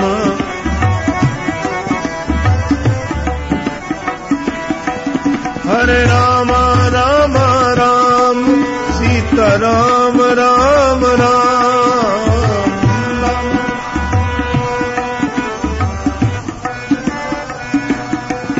हरे राम राम राम सीता राम राम राम।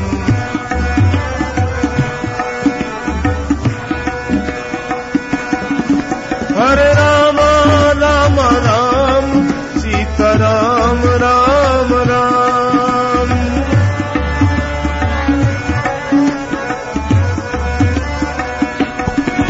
हरे राम राम राम सीता राम राम राम।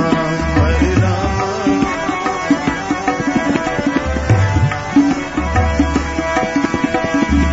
इसी ध्वनि में भगवान नाम की महिमा व्यक्त करने वाली श्री मोदलता जी के भजन की कुछ पंक्तियां मैंने जोड़ी हैं। ब्रह्मा के चारों वेदों से यह नाम निकलता है। ब्रह्मा के चारों वेदों से यह शिव जी के मानस मंदिर में दीपक सा जलता है। शिव जी के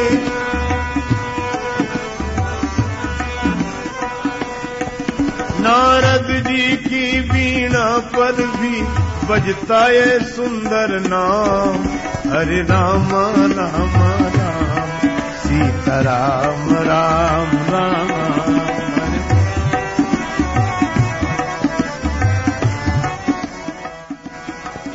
हरे राम राम राम सीता राम राम राम। हरे राम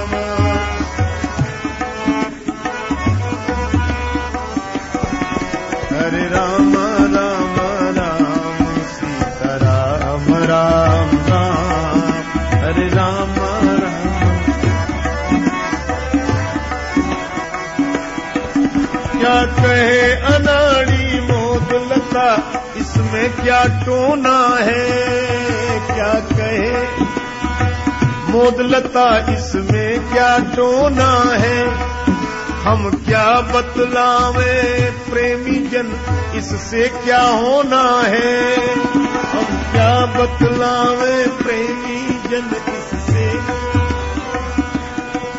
जप करके देखो श्रद्धा से होएगा पूरन काम।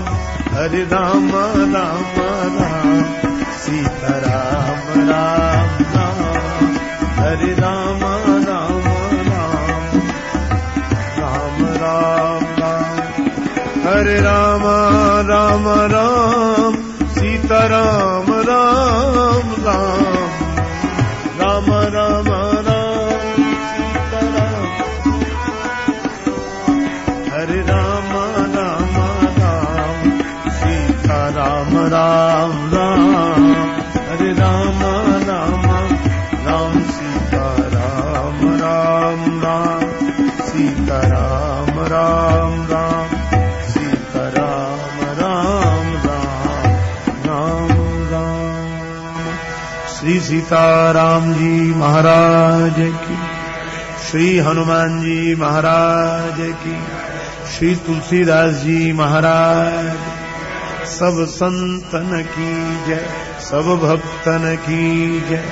जय जय श्री सीताराम, जय जय श्री राधेश्याम। नमः पार्वती पतये, हर हर महादेव।